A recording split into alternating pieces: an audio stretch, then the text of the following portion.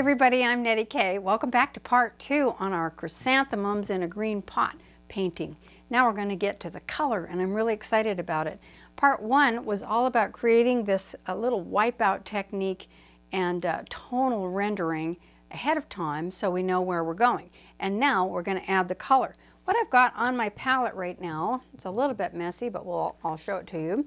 I've got some let's see, this is called, let's see, not dioxazine purple, manganese violet, some white, a little bit of clean white, some transparent yellow, a little bit of Hansa yellow deep, some lemon yellow or cadmium yellow light, and this is permanent green, a little bit of teal, and this is cobalt teal. I just got it, it's brand new, yay. And then some medium here and a little bit of phthalo blue, and I hope that's enough to get us started. I don't want to make it too complicated. I want to keep it nice and loose, and so that's where we're going to go with this. And so again, I've got a light side over here that butts up against the darker flowers and the darker side of the vase, and then the light side of the vase is got dark behind it. That's called Rembrandt lighting. Isn't that neat? So don't forget that. Don't just make it all the same color all the time or the same tonal value the whole time. Otherwise, it's just going to be kind of boring. Yeah, you want to have that drama sometimes, don't you? Yeah, you do.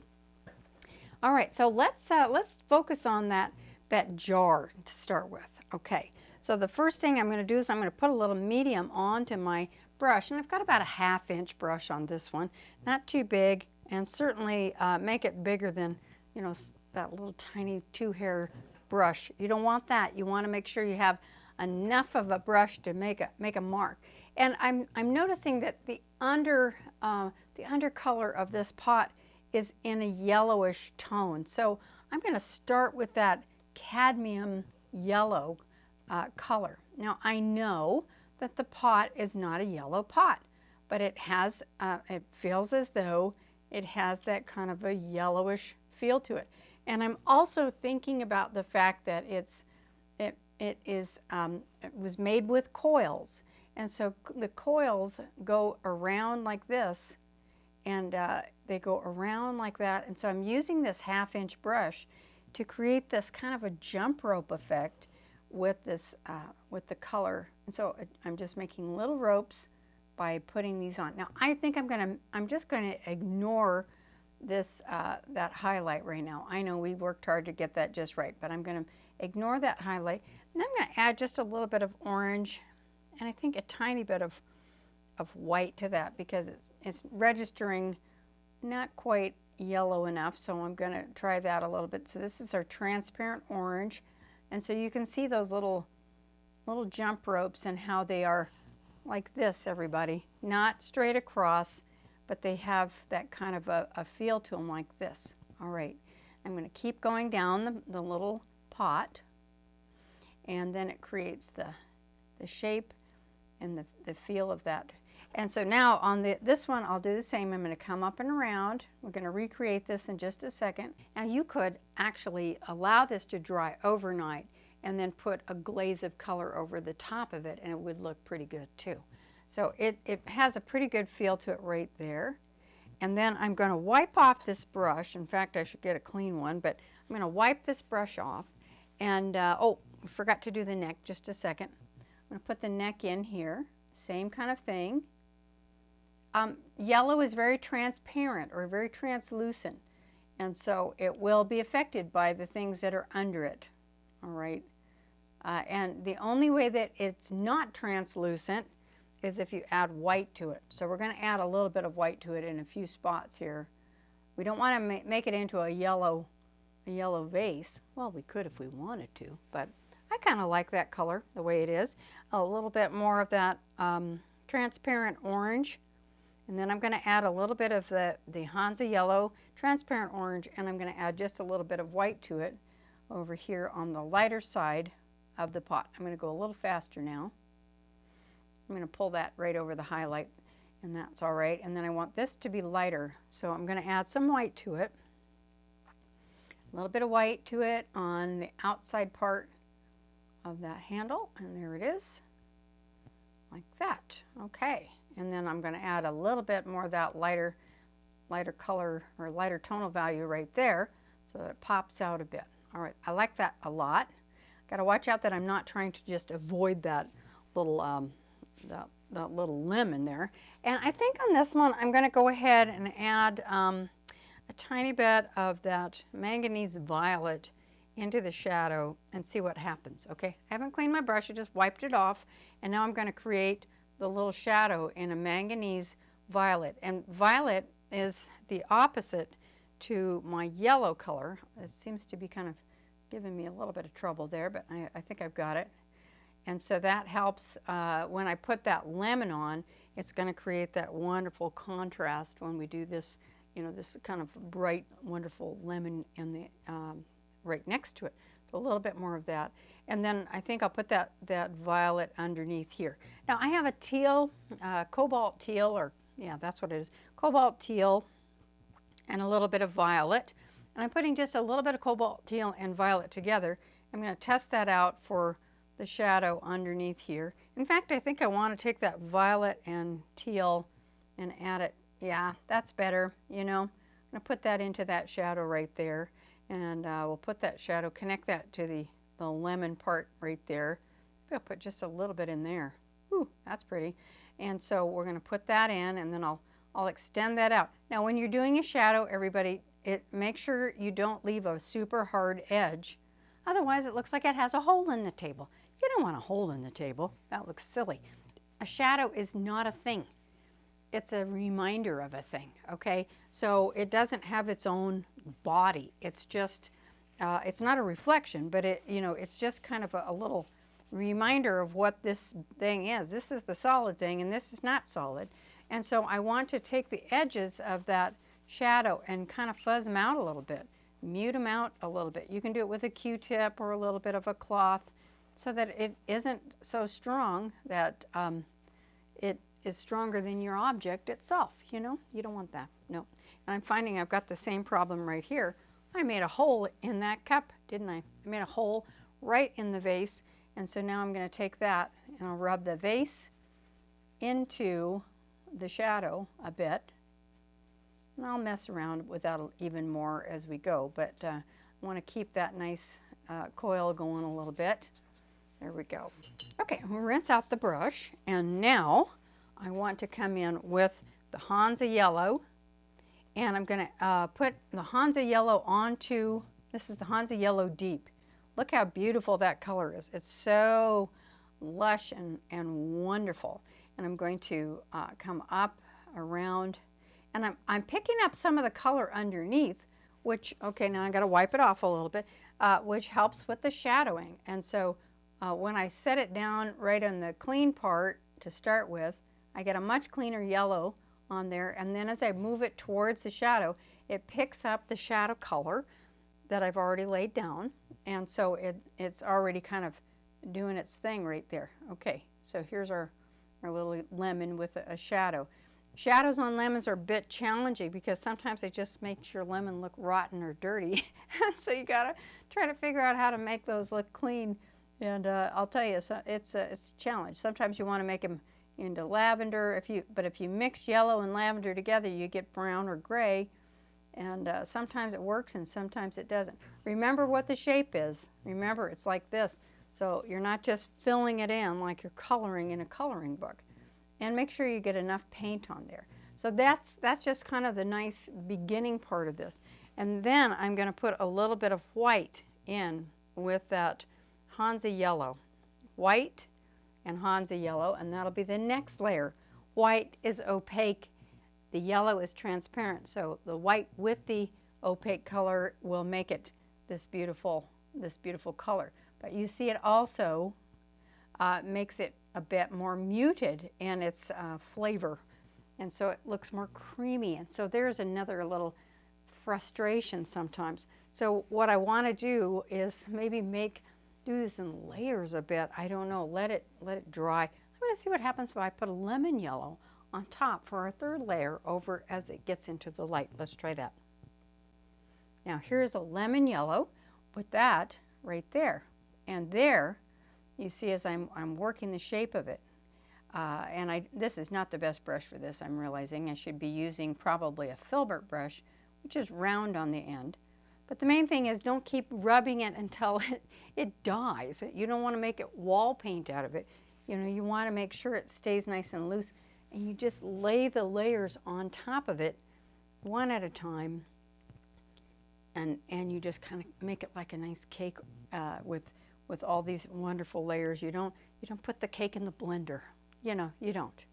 You just put that frosting right on. And now I'm going to take a little bit of just white and add it and kind of mottle it a bit, and we'll put it like this. And then I want to add just a bit of this over here. Let's try that.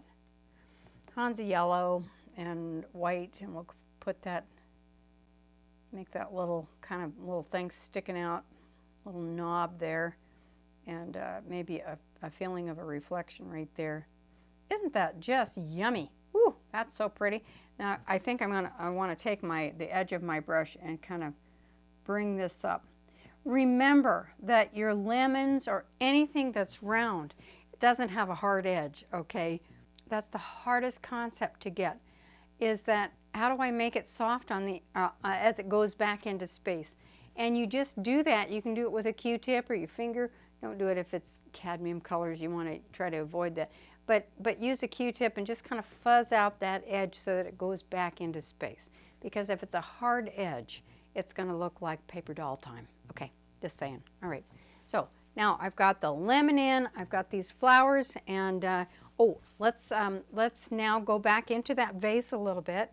And I'm taking some phthalo blue, and let's see, phthalo blue and a little bit of yellow ochre. It's just a different combination. And now I'm going to make the dark side with this phthalo blue and yellow ochre. You can see, you can use all kinds of different colors, but it just needs to be dark. And then I'm following those little coils with my little 1/2-inch brush, like that, and building that up a little bit. Now I think I want to go back in here again. This shadow needs a little more help. Isn't that fun? You just push and pull, everybody. It's not, you know, it's not like you just have a step 1, step 2, step 3. You've got to keep working it sometimes. There's a little collar on there. Now the inside of the handle is a little bit darker, so I'm going to put the inside of that handle in that darker tone there. And so now you can see it is looking quite green, isn't it? Yes, it is. All right, now the next thing I want to do is I'm going to take my white and in that mixture, and then I'm also going to put in some of the Hansa yellow with the this is white, Hansa yellow, and a little phthalo blue. All right, and so now I'm working the lights back towards the darks. I'm still keeping my middle tones as well. I also want to put just a tiny bit of this lighter color over here to where it feels as though there's kind of a reflective light happening right there. Okay, now I want to get a highlight in there before we move on, and then I'm going to put a highlight right there. Isn't that pretty? So it's in line with the light. There should only be one per surface, okay? So one wherever it sticks out in line with the light. I'm going to put that, we'll say it's about right there, and as it goes down the jar, it'll be that same thing, kind of like that. A little bit of a highlight. I think I make it a little bit sharper, so we'll make it just a little bit brighter. Like that, and then some into the neck a little bit. Let's see, it kind of comes up like this. There's a little reflective light that comes under there. I saw that. And then I'm going to kind of fuzz out the edges of that highlight, and I can go back in and restate it again with a really strong highlight in the middle of it. Isn't that pretty? Yeah. There we go. All right, so that you can see what I'm talking about there. I'll move it down a little bit down here like that. Let's see, needs to be a little bit lighter. So I'll just kind of bring that in. And then, I do want to bring this jar out to there and connect that up this way. Okay, so that's that. Now, I'll make some little flowers here. Let's just see what happens. We're going to go with a little bit of that manganese violet. Hang on. First off, let's get some medium on a brush and some manganese violet. And I think I'd like to kind of put just a little touch of manganese violet. I know you don't see that in the image. It's just a way that I'm going to approach this at this stage. Just a little bit of violet here and there. And it's a little experimental. This is a little bit, I'm just putting this in the dark side of that yellow flower there. And then I want to, let's see, I want to put in, now the next thing will be a little bit of the transparent orange with some white, just a little bit. Transparent orange with some white, and I want to put a little bit of that in. Transparent orange, let's try it. I almost don't want to put the white in, I just put the transparent orange, but this is just something that, so that my yellow will have something to bounce off of. If I just put just the yellow in, it doesn't read well, and so I'm putting that on. Like that. That's the transparent orange with white with that violet behind it. Let's try a little bit more over here. I'm going to add just a little bit of Hansa yellow to it as well, just to brighten it up. And I'll put that over here. It can get absorbed into it pretty fast, so I gotta watch out. This one is is turned up this way, so I'm gonna brighten it up as I go, and I'm gonna add, as I come out from here, then I'm gonna add some of that cadmium yellow light there. I think I'll turn my brush on its side so that it creates the little tiny petal appearance of the tiny petals. And then I'm going to hook one in like this. I'll hook it like I'm making a comma, okay? In fact, I think what I'd like to do is show you another way of doing it. So I'm going to wipe this off for a second, just this last part. And I'm going to grab that, the Hansa yellow with some of that other light cadmium yellow light. And I'm going to take this time, I'm going to take my brush and I'm going to just shove it like this, okay? I'm just going to shove this brush around. Instead of painting each little petal carefully, I want to just make it nice and loose, and I think I like that better. Yeah, I do. Let me drag it back in here, and then I'll just put it on its side. And then I'm going to put just a little bit of that yellowish color, right back there. And now I'm going to come back in again with some of that cadmium yellow light with some white. And we'll add some more light to it and some more opacity to that.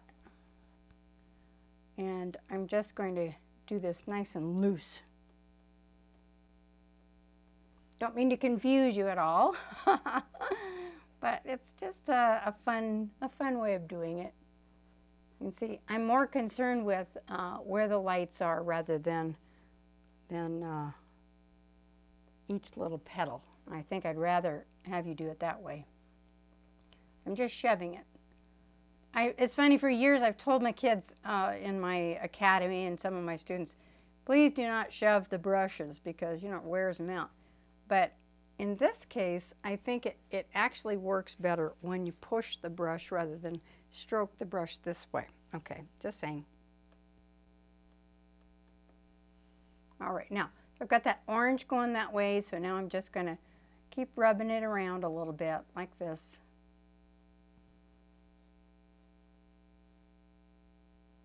And creating this really pretty combination of color.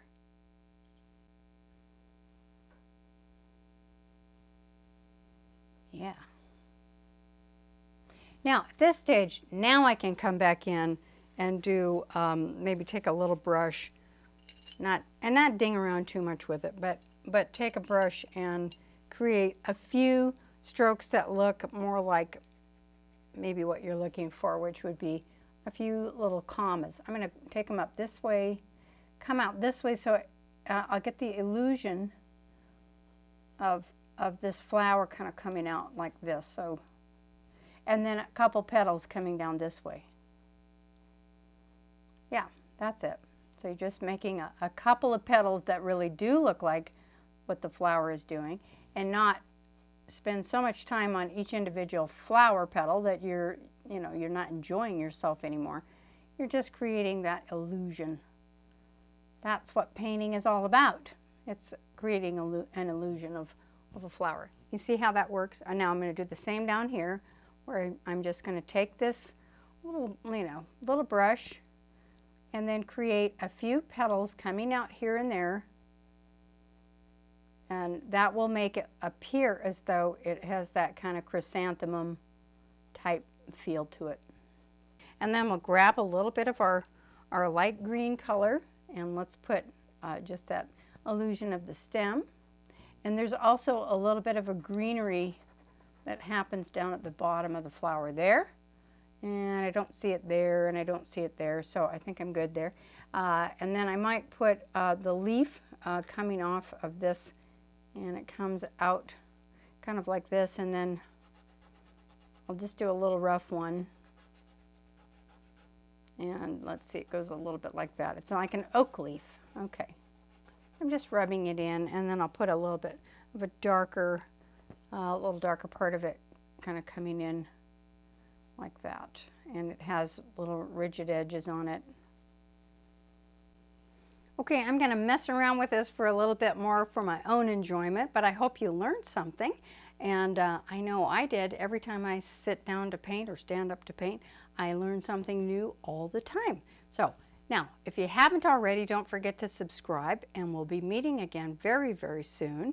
I'm going to try to up the pace a little bit on our paintings so that you don't have to wait so long in between paintings, and I think it's going to be a really good time. All right, so get your paints out, be passionate about painting, and don't worry so much about what's happening in the world. All right, love you guys. See you again next time. Bye-bye for now.